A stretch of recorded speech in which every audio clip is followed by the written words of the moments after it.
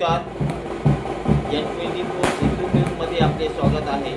मी रहीम शेख. पाहूया आजच्या ताज्या घडामोडी. प्रसाद भाऊ घराच्या पुढे वाट बघत बसल्या होत्या. दीदी येणार, माझं मन भरून गेलं. किती वडीलधारी मंडळी सगळी आशीर्वाद देत आहेत. आमच्या लाडक्या बहिणी, तरुण भाऊ सगळे किती मनापासून सगळ्यांनी स्वागत केलं, त्याबद्दल मी सगळ्यांचे मनापासून धन्यवाद देते. आज आपण ज्यांच्या प्रचारासाठी या ठिकाणी जमलेलो आहोत त्या आमच्या बहीणबाई संगीताताई राजेंद्र थिटे, आपल्या पंचायत समितीचे उमेदवार भगवान भाऊ जगताप, उपस्थित भारतीय जनता पार्टीचे तालुका अध्यक्ष गोविंद भाऊ थिटे, या ठिकाणी उपस्थित प्रीतीताई बुधवंत, नमिताताई बुधवंत, शीलाताई घोळवे, घनवटेताई, संदीप लकडेजी, सुनील भोंबेजी, तरटे आप्पा, प्रदीप भाऊ चौधरी, गोपाळ रोकडेजी, कैलास बोराडेजी, दामोदर घुगेजी, देवीदास देवकर, राहुलजी घुगे, बाळूजी घोळवे, दिगंबररावजी बुधवंत, भिकाजी मामा बुधवंत, सुदामराव घुगे, काशीनाथ दोनदा आले, पण दोनदा तीनदा आले. आता प्रसाद भाऊ पण आपल्या सोबत आहेत, म्हणून आपल्या या गावातून तुम्ही दोघं मिळून सगळे आपले पाठीराखे मिळून उद्याच्या 7 तारखेला फक्त आणि फक्त कमळच या पेटीतून निघेल अशा पद्धतीचं काम इथं तुम्ही करणार आहे. बघा, विधानसभेच्या निवडणुकीत अतितडीची निवडणूक झाली आणि सगळ्यांनी सांगितलं दीदी 3 नंबर होणार, पण माझ्या बाबांचे खंदे समर्थक पाठी राखे, ज्यांनी एवढ्या वर्षापासून बोर्डीकराला कधी आपल्या परिवाराशिवाय वेगळं समजलं नाही. बोर्डीकर म्हणजे माझ्या घरातलाच आहे, माझा भाऊच आहे, माझा आता दोघं तिघं मला म्हणले मी साहेबाचा क्लासमेट आहे. आणि मग ह्या लेकीसाठी सुद्धा सगळ्या लोकांनी कुठलाही विचार न करता फक्त आणि फक्त भारतीय जनता पार्टीच्या विचारांवरती विश्वास ठेवत, नरेंद्र मोदीजींच्या विचारांवरती विश्वास ठेवत, देवेंद्र फडणवीस साहेबांच्या विकासाच्या विचारांवर विश्वास ठेवत आणि पहिल्यांदा आमदारकीच्या काळामध्ये जे जे लेकींनी काम केलं, बहिणींनी काम केलं, त्या सगळ्या कामावर आपण सगळ्यांनी मतदान रूपी आशीर्वाद दिले आणि दुसऱ्यांदा विधानसभेची आमदार बनण्याचं मला भाग्य मिळालं. या गावातील सगळ्या माझ्या जुन्या बाबांच्या पाठीराख्यांना माझ्या मनापासून आपले सगळ्यांचे मी धन्यवाद देते की डगमगले नाही. आता इथं आपले डोनवड्याचे खुशाल भाऊ आले, सरपंच पालवे, आणि त्यांनी जेव्हा मेघना दिदी निवडून आली संगीताताई, तेव्हा म्हणले मांडले बाबा बोर्डीकर साहेबांना. सगळे म्हणाले हे इकडं ते तिकडं, पण एवढ्या लढाईत पण कमळ फुललं. कारण की तुम्हा सगळ्यांनी स्वतः अनुभवलंय की बाबांनी पहिल्यापासून आपल्या सगळ्यांना कुटुंबाप्रमाणे जपण्याचा प्रयत्न केलं, जातीपातीचा भेदभाव कधीच केला नाही. आणि म्हणून ही तुमच्या सगळ्या आशीर्वादाने हे फळ मिळालं. बघा, अनेक जण इथे आहेत, मला दिसतात बसलेली मंडळी, ज्यांचं मन आज गर्वाने फुलत आहे की आमच्या साहेबासाठी जे स्वप्न आम्ही बघितलं होतं की आमचे साहेब लाल दिव्याच्या गाडीमध्ये बसावेत, आणि आज आमची लेक पोलीसची लाल दिव्याची गाडी इथं घेऊन आली आहे, बघून मला माहितीये खूप लोकांचा अभिमान आणि छाती फुलत आहे. ठीक आहे भाई.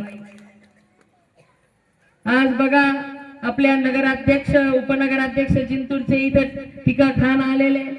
ह्या जिंतूर शहरामध्ये सुद्धा विधानसभेला 6740 मतांनी आपण मायनस होतो. पण तेव्हा आपण काय केलं, मुस्लिम भावाला सांगितलं तिसऱ्यांदा पंतप्रधान मोदी झाले, तुम्ही मतदान टाकलं कमळाला की खूप मोठं पाप होणार आणि पाकिस्तानमध्ये पाठवून देणार.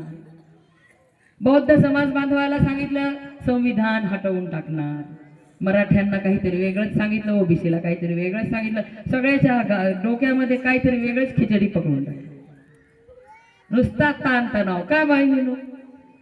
पण सगळ्यांनी समजलं आणि नगरपालिकेत सुद्धा ज्या जिंतूर शहरातून मेघना दिदी 6,740 मतांनी मायनस होती, वर्षभरातच सगळ्या मुस्लिम बंधू भगिनींना पण कळालं हे असं काहीच नाही, म्हणून 3,200च्या वर मतांनी आपले नगराध्यक्ष निवडून आले. ही किमया लोकांनी केली, कारण त्यांना पण मला माहितीये कुणी आमची लाडकी बहीण म्हणली नाही चला हॉटेलमध्ये जाऊन जेवण करून येऊ म्हणली का? आता पै न पै वापरता पण ह्यांच्या पोटात दुखायला लागलं निवडणुकीला, तुम्हाला पण टेन्शन मध्ये ठेवलं. तुम्ही भाऊ मंडळी कुठेही जाऊ इकडं तिकडं 1 लाखाच्या वर, या गावात 60, तालुक्यात 50,000च्या वर.